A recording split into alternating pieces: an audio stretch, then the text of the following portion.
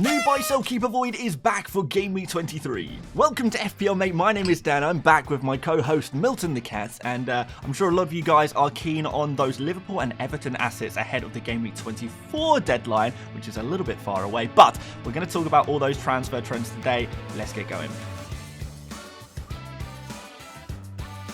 And before we do, make sure you check out the Stick to FPL podcast Game Week 23 episode. We talk a lot about those Liverpool assets that you might want to buy, as well as the big captaincy decision, Salah versus Isak, for Game Week 23 as well. So you can use the link in the description to check it out on YouTube, or just search Stick to FPL on Spotify or Apple Podcasts if you prefer to listen to it that way. Let's keep it moving, because this Buy Sell Keep Avoid video is going to work as usual, with the first section being all about those players that you may already have in your team and which of those you should be keeping and which you should be selling. We'll then move on to the replacements, who you should buy and who you should avoid. Players will be tier listed with the best players at the top and the worst players at the bottom. And we're going to start off as always with those forwards, and I know it seems pretty strange, but some people are selling Cody Gakpo after his blank against Brentford. But certainly with Ipswich up next in Game Week 23 and Game Week 24, the double with Bournemouth and Everton there, and then another home game against a struggling Wolves team,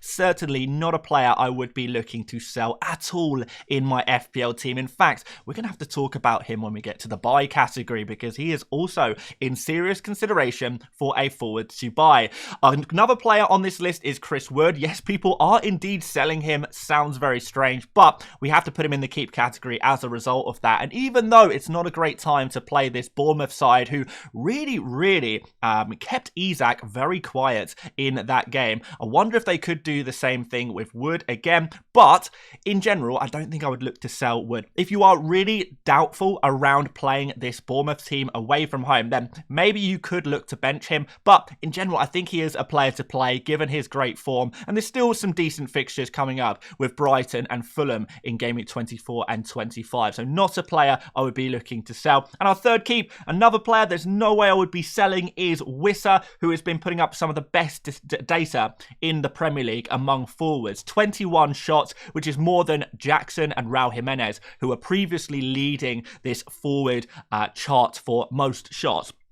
Insane amount of XG, 3.75, 8 big chances, which is enormous, and a little bit of creativity there as well. Crystal Palace away is not the perfect fixture, but after that, we see Brentford face Spurs, West Ham and Leicester, which is a really nice run of fixtures, which I would love to have a player like Wissa at 6.2 million for those fixtures. So no way I would be selling him. Let's move on to monitors. And Watkins is a player who surprised me. Actually, the last time we recorded a buy, sell, keep, avoid video, we had Watkins in the sell category, and that was before Watkins had even played in Game Week 21, because of the timings of the buy, sell, keep, avoid videos, with last week being a congested period. And I actually expected Watkins to be benched with Duran available from Game Week 21. I thought he could be rotated in Game Week 21 and 22, but he played and started in both of those games and scored, not just scored, but scored from open play in both of those games, which is something that he hasn't done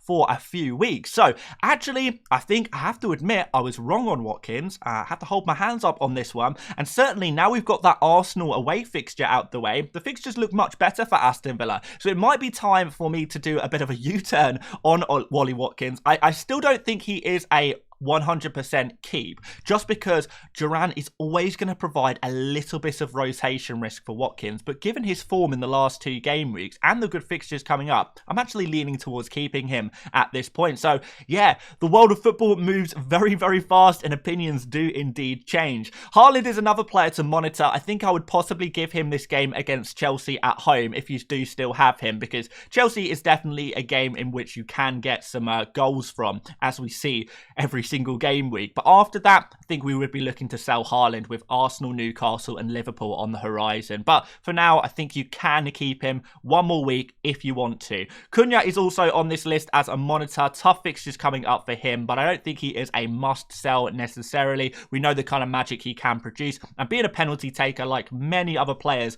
on this list, there's always a good chance of some returns, even in the surprise game weeks. And Raul Jimenez, from now on, the fixtures do get tougher. Last week, he was facing Leicester, so he was worth keeping for that game. But given that he has been failing to score, particularly from open play, 2 penalties in the past 6 game weeks, and a little bit of rotation risk if he cannot keep up his form from Rodrigo Muniz, and the bad fixtures coming up, Man United, Newcastle away, and Forest in the next 3, it could be the time to start thinking about moving Raul Jimenez on. But maybe you want to give this Manchester United game at home a go first before removing Raul from your team. But onto some sells. Jackson has been dropping down the list on these buy, sell, keep, avoid videos over the last couple of weeks. He was a keep a few weeks ago, dropped into monitor over the last couple of weeks, but now I think it is time to say he is a sell, as I think particularly we are seeing more forwards emerge as genuinely better options right now. Before it was like there was loads of forwards, but no one was really standing out, putting their hand up. But at this point, Jackson, his numbers have slightly dipped. They're still pretty good, and he still is underperforming. But there is obviously going to be a change of situation where there's enough options to replace Jackson with, whereby we might just sell him at this point. Man City away is the next fixture. Obviously, they are an improving team. After that, West Ham, Brighton, Aston Villa, kind of middling fixtures. But I do have to just say this. If you are selling Jackson, he does face Southampton at home and Leicester at home in game week 27 and game week 28. So I appreciate that's a while away.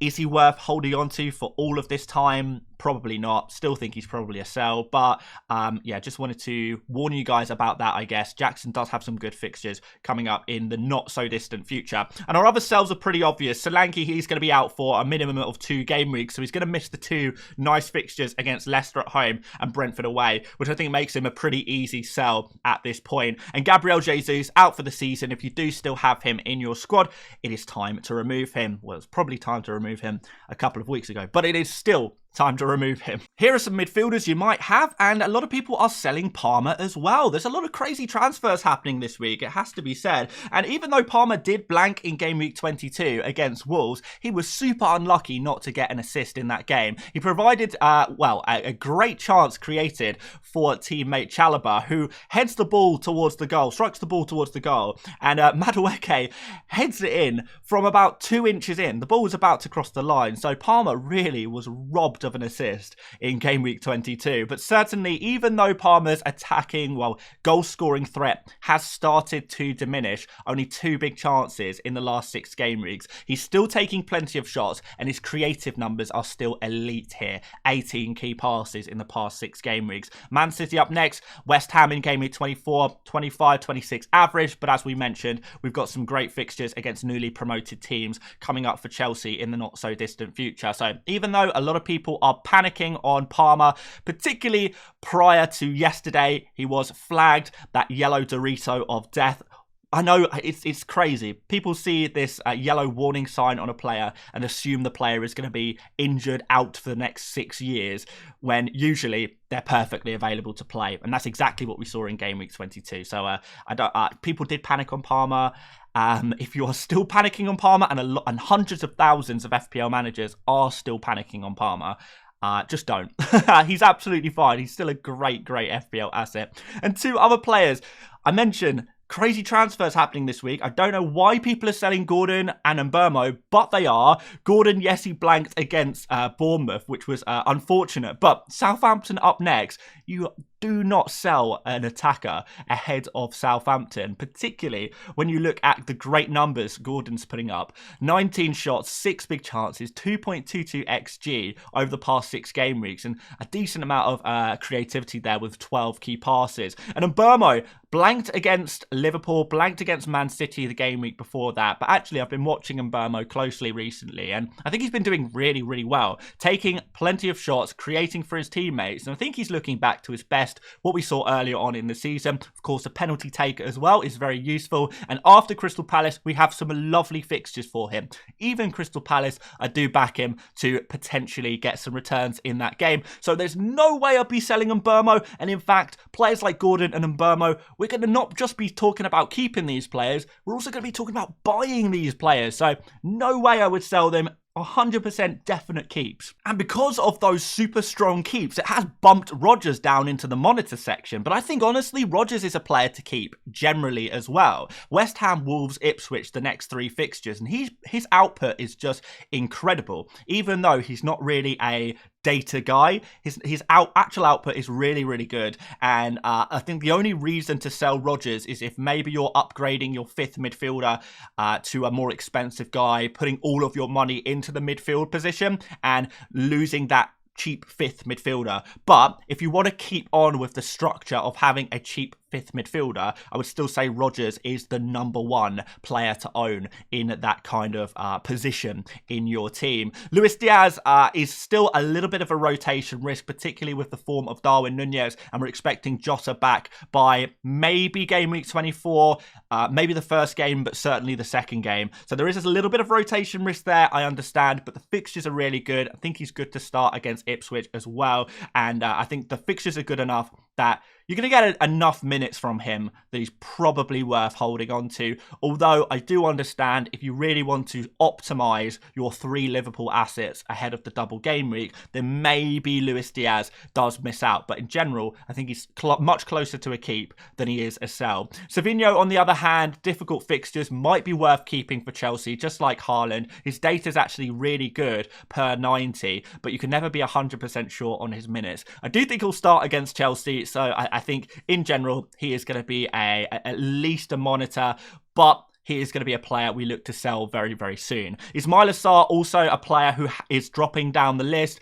His data is dropping. He is dropping off, unfortunately. And if it wasn't for this Brentford at home fixture, I would consider putting Sarr in the sell category. But at the moment, he is teetering on the edge. If you have no other problems in your team, then maybe Sarr is a player you could consider selling if you do have him. But in general, I don't think he's quite dropped into the sell category next, and a lot of that is to do with the good fixture up next. But his run of form seems to have ended by this point, and he's certainly going to be a player we look to move on soon, particularly if Crystal Palace have a blank game week in game week 29. It is pretty likely that that will happen, and we'll find out about that by the game week 25 deadline. So could you hold on to him for 2 more weeks whilst we wait for information on that? Possibly. Could you just bench him because he is so cheap? Again, possibly. So yeah, those are my opinions on Sarr. Let's move on to the sells. Enzo was unavailable for game week 22. We're not sure if he is going to be available for game week 23 or not, but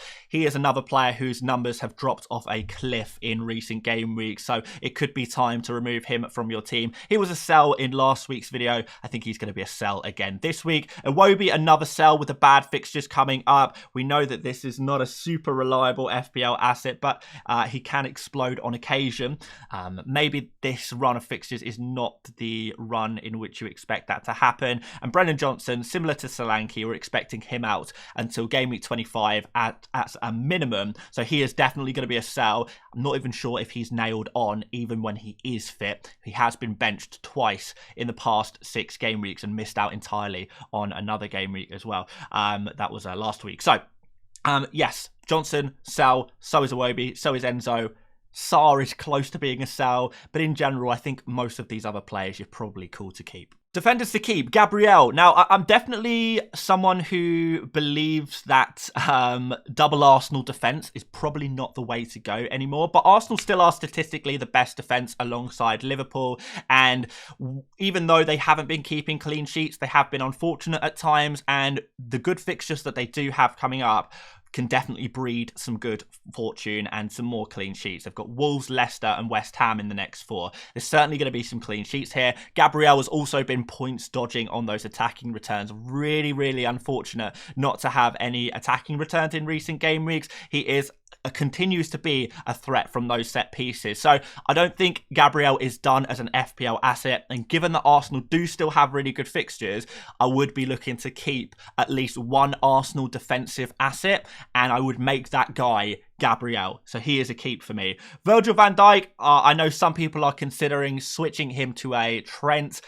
Don't know if I would do that. I still think Virgil is one of the better Liverpool assets to have for this next run of fixtures with the double game week in there. He also has some aerial threat from set pieces, so you never know when he's going to pop up with a goal. I don't think he is a must sell or anything like that. I think in general you do want to keep him. And Milenkovic, super unlucky last game week, had a goal disallowed actually, which was surprising. Yeah, I didn't think that goal should have been disallowed, but it was. And also, you know, seeing Forest concede 2 goals against Southampton, it's just poor fortune, man. That is part of FPL. Arsenal have had it a lot recently. Forest have had very little poor fortune, had a lot of good fortune recently, but occasionally you are going to see these random things in the world of football and FPL. A goal conceded bouncing around the box with these deflections, or a corner conceded. It will happen occasionally, but it doesn't suddenly make Forest a bad defence. So Milenkovic is still a player I like. Bournemouth away is not the greatest fixture right now, but I think you can just bench Milenkovic. He's cheap enough to do that. Robinson one to monitor because I do think the fixtures are getting worse. In general, he is going to be a keep, but at 5.1 million, it makes him a little bit less benchable than maybe some other assets. So if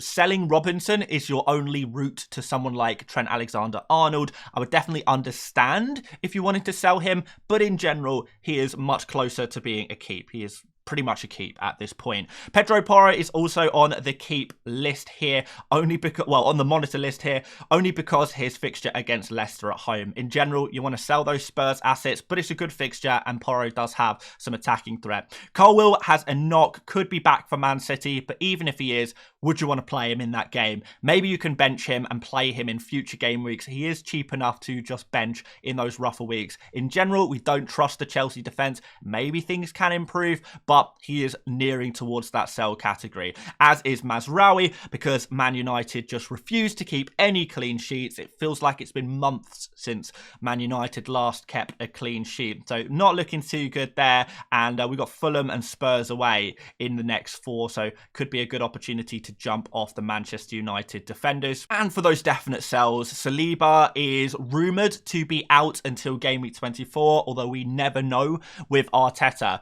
So you're going to miss this Wolves game, so it might just be worth selling him now. If you're looking for money to buy Liverpool assets, selling an expensive defender like Saliba could be the way to do that. We also see that Saliba has gone back to his usual self of pretty much no attacking threat whatsoever. So the difference between a Saliba and a Gabriel is quite significant in my opinion, given the unavailability for game week 23 potentially, and the complete lack of attacking threat. There is a big difference. So Saliba is going to go in sell, as is the Man City defenders. Horrible run of fixtures. Even after game week 26, they face Spurs and Nottingham Forest. So the next 6 fixtures are awful for Man City, particularly their defenders. So I would be looking to remove both of these guys and any other Man City defender you might have in your team right now. And before we move on to the buys and the avoids, make sure you do drop a like on the video if you have been enjoying buy, sell, keep, avoid this season. Really appreciate all the amazing feedback that you guys have been given,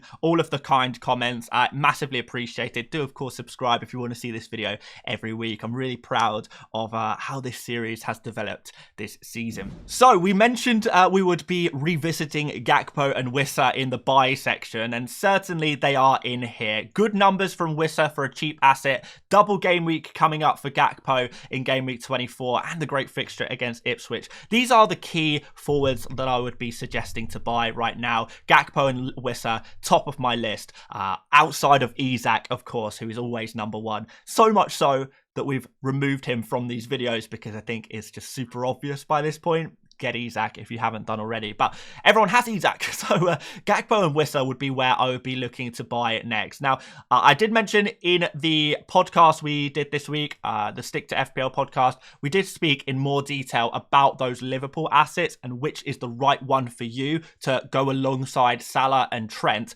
However, I think the basics of it is probably that Gakpo, Alisson, Luis Diaz, like maybe Konate, Van Dijk, there's so little to split these two players. They all have their advantages, they all have their disadvantages. It may just come down to who do you want to sell. If you have a forward to sell, a forward that you really don't like in your team and you can afford to replace them with Gakpo, then Gakpo's probably the guy for you. If you have a goalkeeper you want to replace, Alisson. If you have a defender you want to replace, maybe Konate or obviously Trent. So I think it's going to come down to that really, but if you want the full spiel on Liverpool assets, check out the podcast, link in the description, but I don't want to go into too much detail here because we do have so many players to talk about. Wissa, we already mentioned him earlier in the video, so we don't have to go into too much detail here, but fantastic numbers, really nice fixtures from Game Week 24 onwards, nice and cheap as well, definitely a buy. And Mateta, he's been in the buy section for a few weeks now, so congratulations to everyone who has been watching the buy, sell, keep, avoid videos and maybe picking up on the Mateta tip that we have been talking about recently. Still in the buy category for me, although he may drop into the monitor soon if Crystal Palace have a blank game week in 29 confirmed. I do think at this point we do need to have some consideration for blank game week 29. However, you still need to play what's in front of you. We still need to make sure we're picking up points in the now. And therefore, Mateta is, as one of the better potentially blanking assets, is still going to be a player to have a look at. We've got Chris Wood in the monitor category. Bournemouth away is not the greatest of fixtures, so I understand if you don't want to buy him this week. He's not a definite buy like he was last week, and actually I think you can maybe afford to, I don't know, give it one more week on Chris Wood, or just choose to go in an entirely separate direction if you wanted to. I think the time of Chris Wood being essential is starting to drift behind us, but it's not quite gone yet. So still definitely a monitor, still definitely not an avoid. So yeah, one to consider buying, but I don't think you have to buy him given the fixture. Again, we saw what happened with Isak last week against Bournemouth. Could the same thing happen again? Don't know. Anyway, Watkins in the monitor category, you could consider buying him, although I am still a little bit worried about John Duran and indeed Daniel Marlin, who is at Aston Villa now. Lots of forward options there for Villa. João Pedro, I think his fixtures are starting to improve in the near future. We've got Everton, Nottingham Forest, Chelsea, kind of average fixtures there. But Southampton in Game Week 26, if you're looking for a cheap forward, maybe he's the direction you could go if you can't quite afford a Wissa. Haaland, I think it's probably time to leave him behind if you don't already have him. So I think he is edging towards a void once more. And our actual avoids are Raul Jimenez. The fixtures are just not good enough anymore. We've spoken about him already. And Darwin Nunez and Calvert-Lewin too. Let's just say troll forwards. Forwards who have caused so much pain in the history of FPL that even with double game weeks coming up, even with them returning to FPL returns, I still don't trust them. So they're going to be avoids for me. If you want to go against that and buy these players, you have to do so at your own peril. These are players that cause pain in FPL. And quite frankly, I'm not willing to go there. I don't think anything suddenly changes just because we've got double game weeks on the horizon. And I'm not quite ready to accept these guys. Maybe I need a little bit more time. Maybe they can even convince me in Game Week 23, but right now, they are not convincing me at all, so they are avoids. Midfielders, and there's some familiar faces because we've already spoken about these guys. And Mbeumo and Gordon still super high on my list on players to buy. Really like the look of both of these. Gordon, of course, gives you Game Week 23 as a phenomenal fixture for him, but really, if we're looking a little bit longer term, I do prefer Brian and Mbeumo with the better fixtures in the longer term, and of course, there is no chance of Brentford and Mbeumo blanking in Game Week 29, which gives Mbeumo a real advantage over Gordon. So if I had to choose one between these two guys right now, I would personally choose Brian Mbeumo if you don't have either already. But I think a lot of people are going to have one of these two already. Potentially there. If you don't, Mbeumo the first priority for me. And Eza is also going to be in the buy category. His data has been improving. He's obviously returning near enough every week at the moment. And I still think the fixtures are good enough for Palace to justify and hopefully get some FPL returns up until Game Week 29, which might be a blank, might not. We have to wait and see. I wish we could have that information now, but we're not going to find out until after the Game Week 24 deadline, sadly. So still a buy for now. But yeah, again, one eye on Game Week 29 for both Gordon and Eze as the two most likely teams to blank in Game Week 29. Monitor Rodgers, I think you could potentially buy him. I still think he is the best cheap midfielder to have in your team. So he is going to go right at the top of the monitor category with these nice fixtures to come. Luis Diaz, I think, yeah, you could consider buying him if you need a midfielder and you want to take that route into the Liverpool midfield. We know Luis Diaz has that really high upside. He's scored mega hauls multiple times this FPL season, and there's nothing really stopping him from doing it again. It's just about minutes, really, because he has scored 3 goals in 5 appearances in the last 6 game weeks, which is actually pretty decent and better than a lot of other midfielders that we might speak about. Foden is a controversial monitor. I know loads of people are buying him, but I think the best fixtures are now behind him. So even though Chelsea's okay, and even though Foden's data is really good, and I do genuinely believe Foden is back to his best, I think you missed the boat, man. Honestly, yeah, if you took a punt on him a few weeks ago, fair play. You've taken a risk, and it's massively paid off for you. But if you're only looking to buy Foden now, you can't get those points from last week. You can't get those points from the week before. Those are in the past now, and we know Man City have a horrible run of fixtures. So he still is a consideration. He's not a straight up avoid, but I don't think he's going to be very high up on this list. It's really just his really good data, really good form, putting him up here because the fixtures are awful for Man City. They really are pretty much the worst they can get. Anyway, let's move on to Ahmad, who's the final monitor. Don't know if I would be rushing to buy him because I have so little faith in Manchester United in general at the moment, but you could still potentially consider him if you need a cheap midfielder. I do prefer Rodgers in that slot though to a player like Ahmad. And this is potentially where the video gets very controversial. Let's do Mitoma first. He has Everton, Forest and Chelsea in the next 3, so it's not the perfect run of games for him. He has been returning in the last 2 game weeks. Is that a sign of improved form? Maybe, but he also has been benched twice in the last 6. So I think he is probably going to be playing most games right now. I don't know if the fixtures are good enough in the next 2 to justify buying him. And I think there's just plenty of other midfielders that I prefer at this point. So when we do these buy, sell, keep, avoid videos, like it would be very easy for me to just say, yeah, avoid, I don't know, avoid Garnacho. But no one's even thinking about buying Garnacho. So when we make these videos, we take the most popular players in each position, the players that people that are actually being transferred in, and try and give them a rating rather than just making it easy for myself. So maybe I get this one wrong. I don't think I would go for Mitoma. I think this is a flash in the pan for him, and I don't know if he can sustain it. And more importantly, I think there's better options right now. And here we go. Kluivert. Everyone's buying him. Hundreds and thousands of FPL managers are flocking to this guy, but he faces Forest and Liverpool in the next 2. These are 2 of the worst fixtures an attacker can play. And even though Kluivert has scored 5 goals in the past 6 game weeks, 2 of them were penalties. So that's massively inflated his XG numbers. And outside of that, like, yes, he scored 3 wonder goals against Newcastle. But can he do that every week? I don't know. So honestly, I think with Kluivert, I'm not against him entirely, and having penalty takers is super useful in FPL. And Kluivert's done really well this season for FPL points. Has relied on penalties a lot though, and because the next two fixtures are so bad, I would personally prefer to use these next 2 game weeks to monitor him, see if he can keep up the confidence, keep up the form, and then when we get to game week 25 where he faces Southampton, at that point we say, all right, he's done really well, he still looks good, he doesn't necessarily even have to get FPL points, he just has to look good. Can he do better in open play?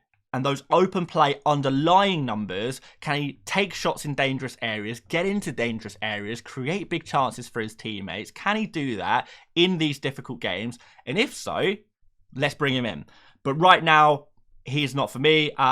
Again, we mentioned Rodgers. He's still my favourite cheap midfielder to have. I would put Ahmad above Kluivert currently. I would put Elanga above Kluivert currently. So yeah, I don't think it's the right moment for Kluivert given these fixtures. But then again, I probably would have said the same last game week, to be fair. Semenyo, same situation, but he's not on penalties.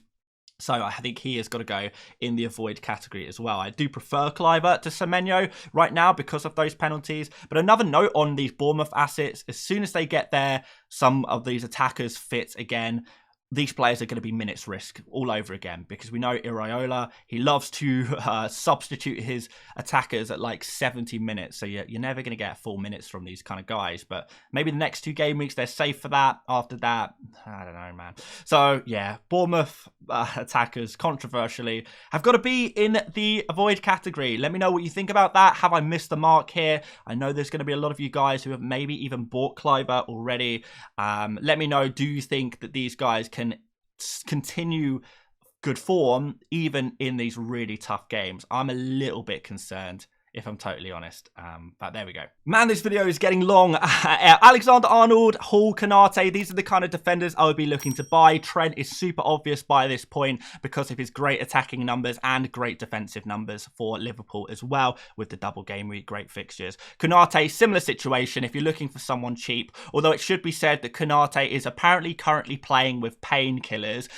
That should ease off and he should become more fit as each game week goes by, and I think he is crucial to this Liverpool defence and really improves them. So I still think he is a consideration to buy. Lewis Hall has just been a mainstay of this buy category among defenders. Mykolenko Monitor, nice and cheap, double game week in 24. Definitely a player that we want to be having a little look at if you want to maximise your double game week players with your Liverpool and a little bit of Everton in there as well. You could consider a nice cheap Mykolenko, particularly if you're trying to free up some money from your defensive area. You know, you want to upgrade another area of your team, downgrade one of your defenders to Mykolenko. Maybe that helps you to afford that. Gabriel, I don't think I would rush to buy him necessarily, but still a player that we want to be monitoring if you don't already have him. Robinson, probably not the right moment to buy him, but again, another player you still want to at least be having a look at. And Murillo, not a great jumping on point for Nottingham Forest defenders ahead of this in-form Bournemouth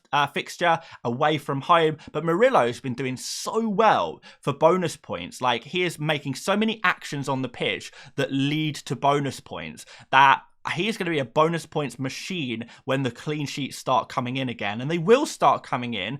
I don't know if that's going to happen against Bournemouth, though. And I know you guys are going to hate me for this, but yeah, Einer's back in the avoid category. 5.3 million is just too much for him if you don't have him already. So I re-emphasize the point. If you bought him for 4.5, 4.6, 4.7, whatever, amazing pickup. Genuinely amazing pickup. Congratulations. But those who don't already have Aina are not in the same luxury position as you are. They got to pay pretty much Arsenal and Liverpool defender prices for Aina, which away against Bournemouth is just not worth it. Who are we going to honestly pick? A Liverpool defender with 4 fixtures in the next 3, all of which are good fixtures, other than maybe Bournemouth away, or Aina, who faces Bournemouth away and Fulham away, and Brighton, which is only okay as a fixture. I don't know. Oh, come on, man. Like, meet me in the middle here. Mark Gahey, I don't think I would be buying him either, ahead of Brentford, Manchester United and Fulham in 26. Don't think the fixtures are quite good enough to justify a Crystal Palace defender who has very little attacking threat, very rarely gets an attacking return. Still would be looking at Daniel Munoz if you want a Crystal Palace defender. And Kirkers ahead of Forest and Liverpool, similar to, we spoke about Bournemouth defenders already. Not the moment to buy him, but he is already in my team, by the way, guys. So this is not just me criticising players who I don't have. I'm looking to bench Kirkers in the next 2 game weeks, but from game week 25, he's going to be a wonderful pickup. And don't worry, Kirkers owners or people who are thinking about buying Kirkers, he's going to be in the buy category very, very soon. Just give him 2 more game weeks. And let's do goalkeepers quickly. Keep Pickford, keep Sells. You could potentially look at selling a Raya or a Sanchez if you were looking to pick up an Alisson or a Pickford ready for their double game week. I don't think these are essential moves. I think they are pretty luxury moves, actually.